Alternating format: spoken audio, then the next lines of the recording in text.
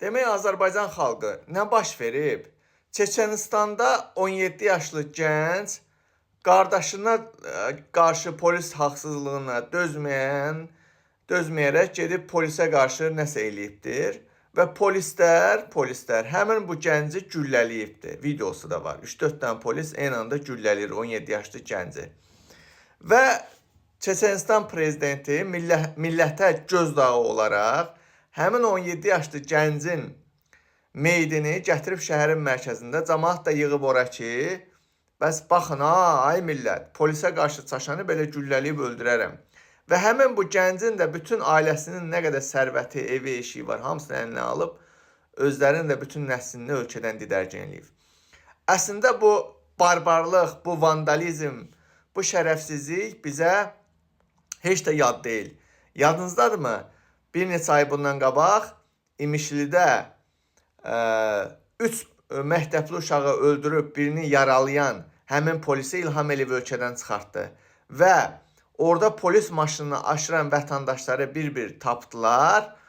Polis bölməsində neynədilər? İctimaiyyət önündə baş əydirdilər. Heydərin heykəlini gətirib baş əydiriblər, kamera arxası. Daha sonra o baş əyilmiş formada, işgəncə formasında şəkillərini çəkib paylaşdılar. Bu əslində bilirsiniz nədən qaynaqlanır? Bu o deməkdir ki, yəni bir zalimin sonu gələndə zülmə artar. Necə ki bu Çeçenistanda baş verib, bu Kadyrov, şeytan Kadyrov, eyni ilə də bu şeytan İlham Əliyevin sonu gəlib ki, Azərbaycanda polisə qarşı dəfələrlə eşitmişik ya. Məsələn, mənim yadıma gəlir Xaçmazda ya Qubada polis demək küçənin ortasında bir gənci güllələyib adını da qoyublar ki, güya polisə silahlı müqavimət falan filan. Yəni bu İlham Əliyev, bandit, terrorist İlham Əliyev rejimi bu qədər qudurub ki, yolun ortasında insanları güllələyir. Demək kənd cəmaəti İmişlidə polis maşını aşırmışdı. Hələ də bugün həmin insanlar həbsdədirlər və onların başına nə oyun gətirmişlər. Yəni başa düşün ki, bu rejim sizə qarşı ən vəhşicəsinə, ən qəddarcasına üsullardan istifadə edir. Neynəmək lazımdır Azərbaycan xalqı, Azərbaycan xalqı, İlham Məliyən Azərbaycan xalqı. Demək, bunlara da qarşı eyni üsuldan istifadə eləmək lazımdır. Əgər bu rejim sənə qarşı vəhşilik, qəddarlıq törədirsə, sən də bu rejimə, onun polisinə qarşı vəhşilik eləməlisən. Necə ki İlham Əliyev 2003-cü ildə silahla hakimiyyətə gəlibdir.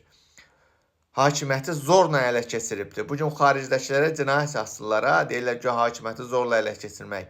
İlham Əliyev 2003-cü ildə hakimiyyəti zorla ələ keçirmişdi. Xalqa qarşı silah çəkilmişdi və bugün o silah hələ də xalqa qarşı istifadə olunur. Azərbaycan xalqı üsyana qalxmaq lazımdır.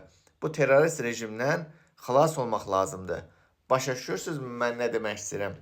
Nə qədər ki, çurban kimi yaşayacaqsınız, qoyun kimi başınızı aşağı salıb yaşayacaqsınız, İlham Əliyev də sizə bax, o Kadyrov kimi şeyi yaşadacaq. İmişlidə o hadisəyə görə o cəmaatın baş əydirdi, şəklini paylaşdırdı. Sabah da bax, elə eləyəcək İlham Əliyev.